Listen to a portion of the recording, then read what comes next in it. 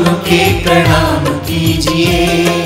राम सीता राम कीजिए। चरणों में राम के प्रणाम कीजिए। चरणों में राम के प्रणाम कीजिए।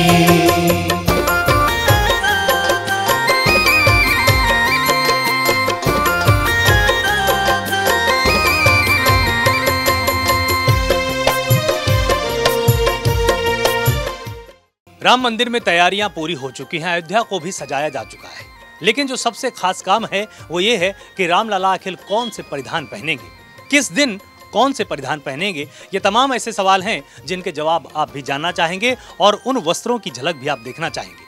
लेकिन उसके पहले 1857 की क्रांति की बात तो आप सभी को मालूम होगी, लेकिन रामलला से भी 1857 का सन जुड़ा हुआ है। मैं इस वक्त जहां पर मौजूद हूं वहां 1857 की एक सिलाई मशीन रखी हुई है। इस सिलाई मशीन ने भी कभी अपनी भूमिका निभाई है रामलला के वस्त्रों को सिलने में। 1985 से लेकर 1992 तक बाबरी मस्जिद के परिसर में इसी सिलाई मशीन का प्रयोग हुआ और इसी मशीन से रामलला के वस्त्रों को सिला गया। जब ढांचा विध्वंस हुआ उसके बाद 1992 से लेकर अब तक रामलला के वस्त्रों को सिलने वाले कारीगर भी हमारे साथ मौजूद हैं। शंकर लाल जी मेरे साथ हैं, वो आपको सब कुछ बताएंगे कि रामलला को कौन से वस्त्र पसंद हैं, रामलला किस रंग में ज़्यादा सुशोभित होते हैं, वो सब कुछ उनसे हम जानकारी लेते हैं। बहुत स्वागत है आपका टीएनपी न्यूज़ पर। जय श्री राम भैया। जिस तरह से रामलला के वस्त्रों की जब बात होती है तो सबसे पहले आप बताइए कि कब से आप रामलला के वस्त्रों को आप सिल रहे हैं और रामलला किस दिन कौन से वस्त्र पहनते हैं? सब बताएंगे आपको। सन 1985 में उसमें तत्काल में पुजारी हमारे श्री लालदास जी थे।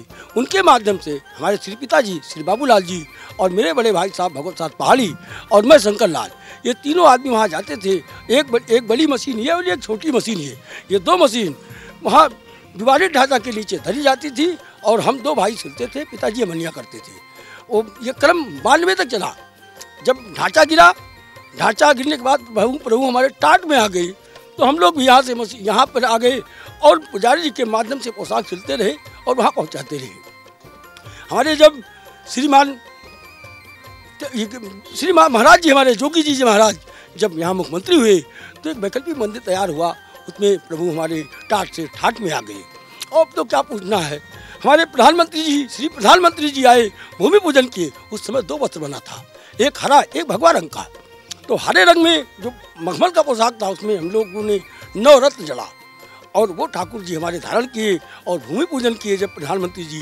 तो उस समय ठाकुर जी हमारे वही हरा वस्त्र धारण किए थे और ठाकुर जी का उन्होंने दर्शन किया। उसके बाद फिर भूमि पूजन हो गया। अब यहाँ रामलला का भव्य मंदिर तैयार है और आने वाली 22 तारीख को हमारे रामलला अपने घर में विराजमान होंगे। और घर क्या, हम लोग तो महल कहेंगे कि भव्य महल तैयार है। मंदिर के साथ साथ भव्य महल है वो, और भव्य महल में हमारे राम जी प्रधानमंत्री के कर कमलों द्वारा स्थापित हो गए। और फिर बात अयोध्या वालों को खुशी की, क्या दुनिया को खुशी है कि रामलला विराजमान हो गए और सबको दर्शन देंगे ठाकुर जी। वैसे हमारे ठाकुर जी 7 दिन का 7 कलर का कपड़ा पहनते हैं। सोमवार को सफ़ेद कपड़ा धारण करते हैं, मंगलवार को लाल कपड़ा धारण करते हैं, बुधवार को हरा कपड़ा धारण करते हैं, गुरुवार को पीला कपड़ा धारण करते हैं, शुक्रवार को क्रीम अथवा सफ़ेद धारण करते हैं, शनिवार को नीला कपड़ा धारण करते हैं और रविवार को गुलाबी। 7 दिन का 7 कलर का पोशाक हमारे ठाकुर जी का बनता है और 7 दिन का ऐसे क्रम से चलता रहता है।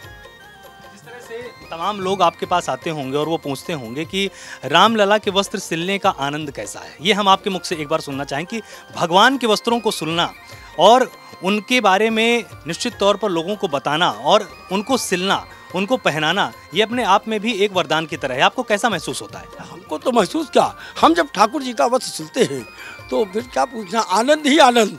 ठाकुर जी का जब हम रामलला का सिलते हैं तो कहते हैं रामलाल का हम सिल रहे हैं, प्रभु में ठाकुर जी का वास है। और इतना आनंद से हम सिलाई करते हैं।